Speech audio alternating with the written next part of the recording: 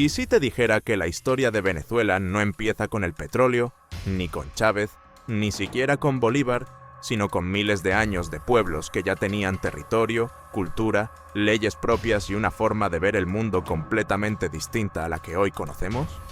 Para entender a Venezuela, sus conflictos, sus riquezas, sus crisis y sus contradicciones, hay que recorrer su historia completa, sin cortes, sin atajos y sin versiones maquilladas. Hoy no vamos a contar una historia rápida. Vamos a contar la historia profunda de Venezuela, la que explica por qué el país es como es. Mucho antes de que existiera el nombre Venezuela, este territorio estaba habitado por numerosos pueblos indígenas. No eran tribus aisladas ni sociedades primitivas, como muchas veces se enseñó, sino comunidades organizadas, con jerarquías, tradiciones y conocimientos adaptados a su entorno.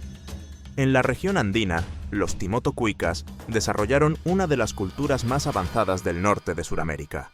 Construían terrazas agrícolas para cultivar en las montañas, sistemas de riego que aprovechaban el agua de los ríos y viviendas sólidas hechas de piedra. Tenían excedentes de alimentos, almacenaban cosechas y mantenían una organización social estable. En las costas y zonas orientales dominaban los caribes, grandes navegantes, expertos en el mar, temidos por su capacidad guerrera y su resistencia. Controlaban rutas marítimas y fluviales, defendían su territorio con ferocidad y mantenían redes de intercambio con otros pueblos.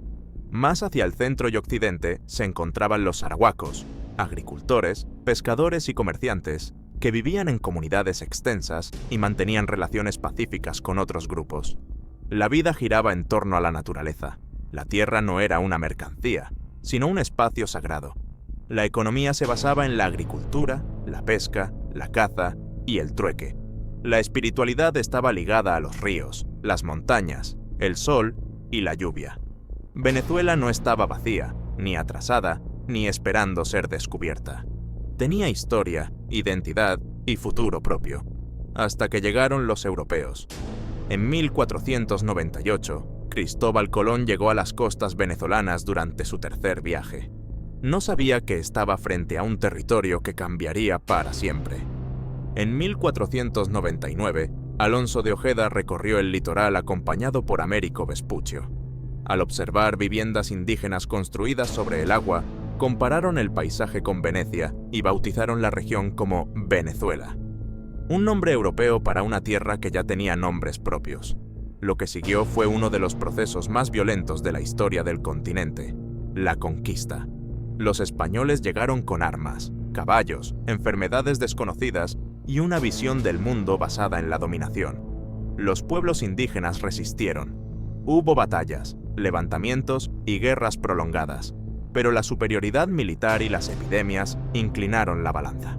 Comunidades enteras fueron destruidas, otras fueron sometidas al trabajo forzado. La cultura indígena fue perseguida, sus creencias demonizadas y su forma de vida reemplazada por el orden colonial. Durante el siglo XVI se fundaron ciudades que aún hoy existen: Coro, primera capital, Valencia y Caracas, fundada en 1567. Venezuela quedó integrada al Imperio Español como una colonia destinada a producir riqueza para la corona. No se gobernaba para los habitantes del territorio, sino para satisfacer las necesidades de España. Durante más de 300 años, Venezuela vivió bajo el dominio colonial. La economía se basó principalmente en la agricultura de exportación, especialmente el cacao, el café y el tabaco. Estas riquezas enriquecían a una élite muy pequeña. La sociedad colonial estaba estructurada de forma rígida y profundamente desigual. En la cima estaban los españoles nacidos en Europa, dueños del poder político. Debajo, los criollos, ricos pero excluidos del gobierno. Luego los mestizos, sin privilegios. Y en la base, indígenas y esclavos africanos, privados de derechos y sometidos a trabajos forzados. La esclavitud fue una pieza central del sistema económico. Miles de africanos fueron traídos contra su voluntad para trabajar en haciendas y plantaciones. La desigualdad no era una consecuencia del sistema colonial, era su fundamento. Sin embargo, con el paso del tiempo, los criollos comenzaron a sentirse asfixiados por las restricciones comerciales y la exclusión política. Las ideas de la Ilustración, La independencia de Estados Unidos y la Revolución Francesa comenzaron a circular. Poco a poco, una idea peligrosa empezó a crecer: la posibilidad de gobernarse a sí mismos. El 19 de abril de 1810, Venezuela dio el primer paso hacia la independencia al desconocer la autoridad del capitán general español. No fue un acto espontáneo, sino el resultado de años de tensiones. El 5 de julio de 1811 se firmó el Acta de Independencia, convirtiendo a Venezuela en el primer país de América del Sur en romper oficialmente con España. Pero la independencia no fue inmediata ni sencilla.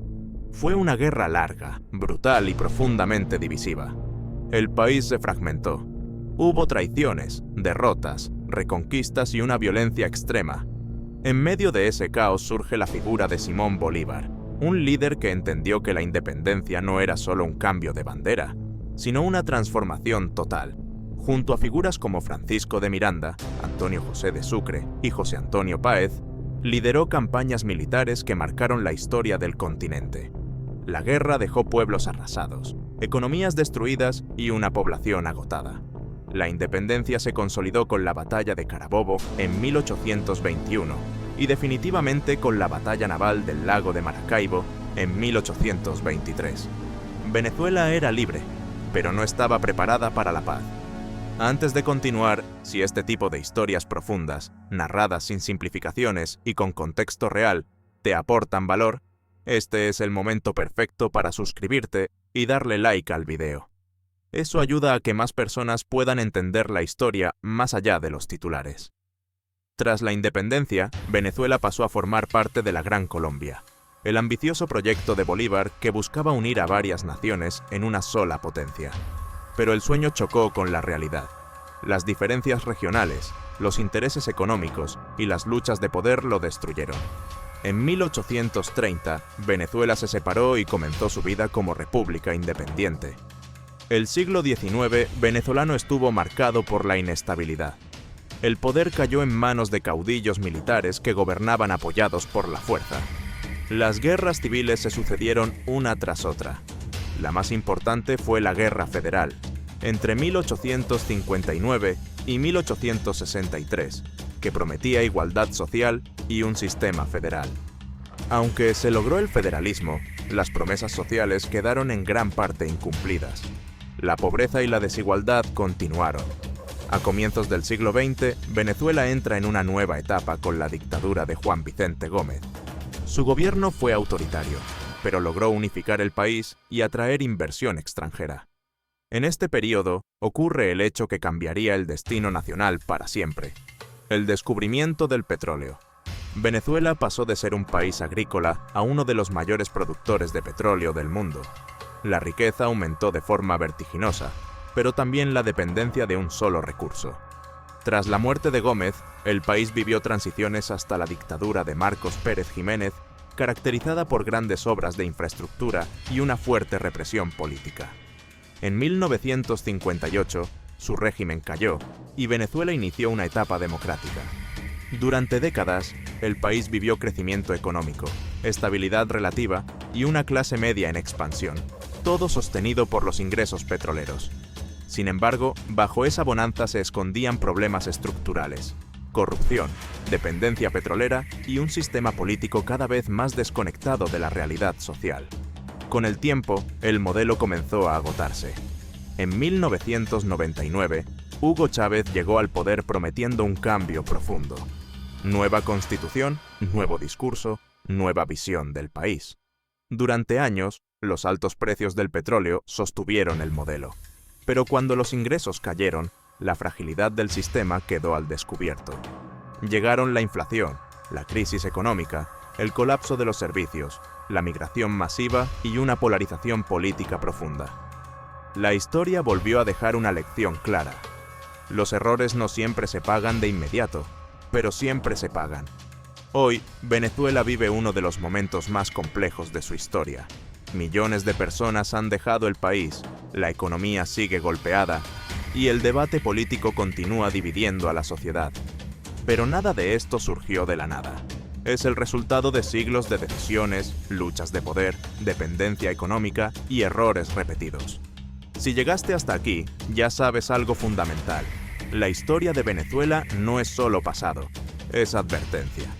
Suscríbete, dale like y comparte este video, porque entender la historia no cambia lo que fue, pero puede cambiar lo que viene.